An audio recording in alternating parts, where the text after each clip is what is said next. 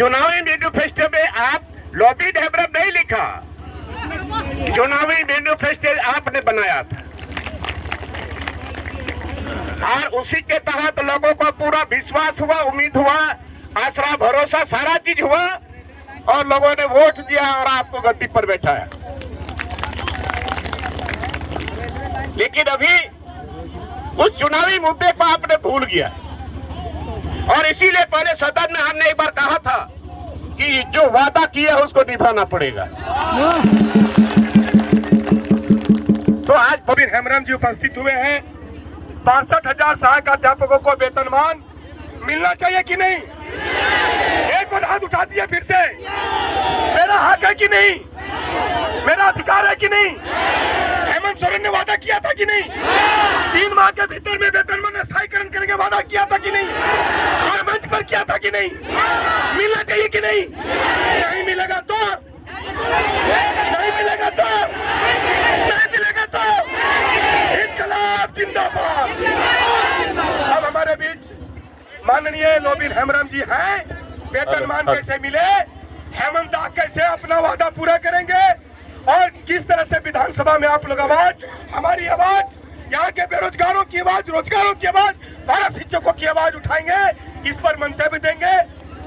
Net पास, आकलन पास, प्रशिक्षित, अप्रशिक्षित, बिहार के तट पर सारे शिक्षकों को नियोजित करते हुए वेतनमान देने का किस तरह से प्रावधान हो, इसके लिए आज माननीय विधायक जी हम लोग के पास बात रखेंगे और अपने हम लोग की बातों को विधानसभा में बुलंदी से रखने का काम करेंगे।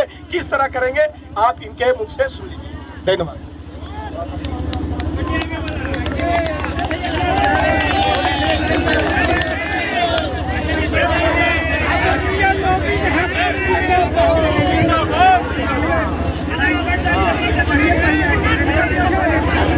आज विधानसभा के समक्ष धारणा पर आए हुए सभी पारा शिक्षक एवं शिक्षिकाएं, सबसे पहले आप लोगों को मेरा प्रणाम, जोहार, आदाब। रेलवे लाइन तरफ चाहिए, रेलवे लाइन तरफ। अभी मैं सदन में सरकार को संज्ञान में देने के लिए मैंने स्पीकर से समय मांगा। मैं सूचना पर खड़ा हुआ और सूचना के माध्यम से मैं सरकार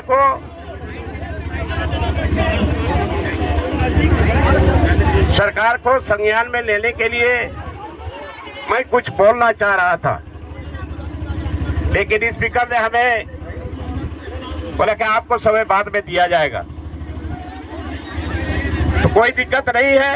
फिर लंच आवर हुआ और मैंने पहले ही कहा था, हमारे आवास पर बहुत सारे पारा टीचर लोग आए थे और मैंने कहा कि मैं धरना स्थल पर अवश्य आऊंगा और आप लोगों से मैं रूबरू होऊंगा। तो पहले मैं इस धरना के कार्यक्रम के माध्यम से मैं माननीय मुख्यमंत्री जी से हम पूछना चाहते हैं कि आपने क्या वादा किया था। आपका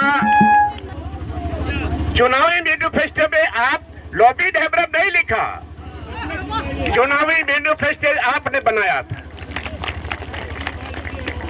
और उसी के तहत लोगों को पूरा विश्वास हुआ, उम्मीद हुआ, आसरा भरोसा सारा चीज हुआ और लोगों ने वोट दिया और आपको गद्दी पर बैठाया।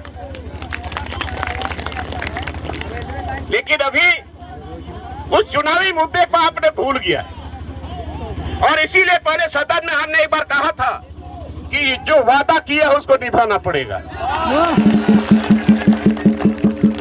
तो आज बहुत सारी ऐसी बातें हैं और मैं सरकार से ये भी पूछना चाहता हूं कि आज जो भी स्कूल चल रहा है, जो भी स्कूल चला इतने दिनों तक, 12 टीचर के भरोसे 12 टीचर ने ही काम किया। एक भी विद्यालय में सरकारी शिक्षक, एक भी विद्यालय में कोई बता दे कि यहाँ विषयवार टीचर हमारा मौजूद है, नहीं है। और अभी तक उस पर पहल नहीं हो रहा। अभी मीडिया वाले हद पूछ रहे थे कि आप कहाँ जा रहे हैं बोध हड़बड़ी में। भाई जा रहा हूँ 12 टीचर जो धरना स्थल है मैं वहां जा रहा हूँ। तो लोगों ने पूछा क्या आप उसके समर्थन में हैं? मैं बोला कि बिल्कुल समर्थन में।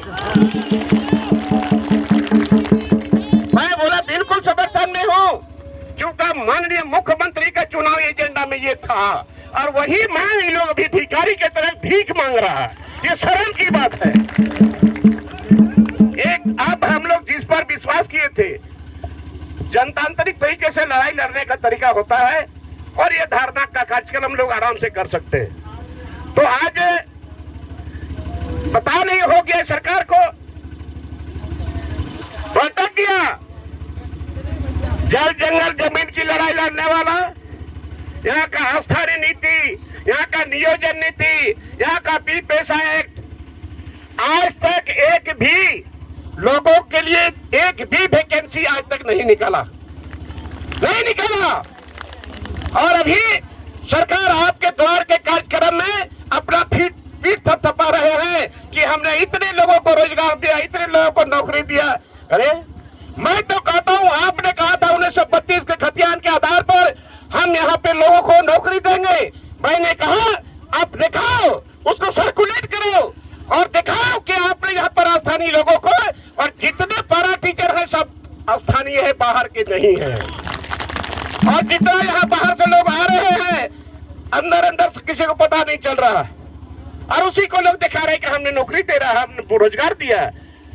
इन्होंने ही कहा था कि 75% रोजगार यहाँ के नौजवानों को मैं दूंगा विभिन्न कंपनियों में। हमने कहा कि अगर आपने विभिन्न कंपनियों में यहाँ के लोगों को 75% अगर आपने रोजगार दिया है, तो उसको भी सर्कुलेट करिए, उसको सार्वजनिक करिए कि आपने किस जिला से, किस प्रखंड के, किस पंचायत से, किस गांव के लोगों को आपने दिया है। तब हम विश्वास करेंगे। खाली बोलने से नहीं होता, आपने यहाँ के लोगों को बरकराने का काम किया है। आने वाले 2024 में इसका अंजाम तुमको भुगतना पड़ेगा।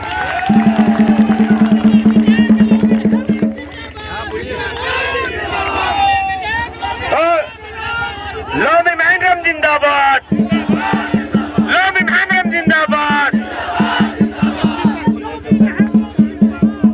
आपको अगर कोई बोले कि आपने डिमांड किया है, आप सीधे बोले मेरा डिमांड वही है जब बन के माननीय मुख्यमंत्री ने चुनाव मैनिफेस्टो में रखा था। मेरा डिमांड वही है। मैं अलग से कोई कानून बनाना नहीं चाहता, मैं अलग से कोई नियम बनाना नहीं चाहता, और मैं अलग से मैं कोई डिमांड भी नहीं कर रहा हूँ। जो उन्होंने बोला था उसी चीज को आज हम दोहरा रहे हैं। और इसीलिए हम बार बार इस बात को सदन में बोलते रहे। बहुत लोग बोलते हैं कि लोबिन हमराम सरकार विरोधी है, लोबिन हमराम संगठन विरोधी है। मैं बोलता हूँ संगठन विरोधी नहीं हो। आपने जिस मुद्दे को उठाया था, जो चुनावी मैनिफेस्टो में था, लोगों को उसे आपने भरोसा दिलाया था, और आज उससे मुकर रही हो। इसलिए मैं सरकार विरोधी नहीं हूँ। जो आपने कहा मैं आपको आईना दिखा रहा हूँ, और अभी भी आप सचेत हो जाओ। चलिए आप लोगों का मनोबल बढ़ा हुआ रहे। ये सच्चाई की लड़ाई है, सच्चाई की लड़ाई है। भले जानबूझ करके टाल दिया जा रहा है, लेकिन एक न एक दिन सरकार को सोचना पड़ेगा। और समय रहते नहीं सोचा तो अंतिम में बोलेगा बहुत बड़ा भूल हुआ था हमसे। तो चलिए, आप बहुत दूर दूर से आए हैं, हर जिला से आए हैं, क्या करिएगा। हर आदमी अपना अधिकार को लड़ने के लिए तैयार रहता है। अगर हम नहीं बोलेंगे, नहीं लड़ाई लड़ेंगे, आपको अधिकार मिलने वाला नहीं है। अधिकार छीन के लेना पड़ेगा, ऐसे देने वाला ये नहीं है। तो ज्यादा समय नहीं, फिर हमारा अभी हाउस से स्टार्ट होगा। चलिए आप लोगों को बहुत बहुत बधाई हो, और अपना आपका मनोबल आपका बढ़ा हुआ रहे।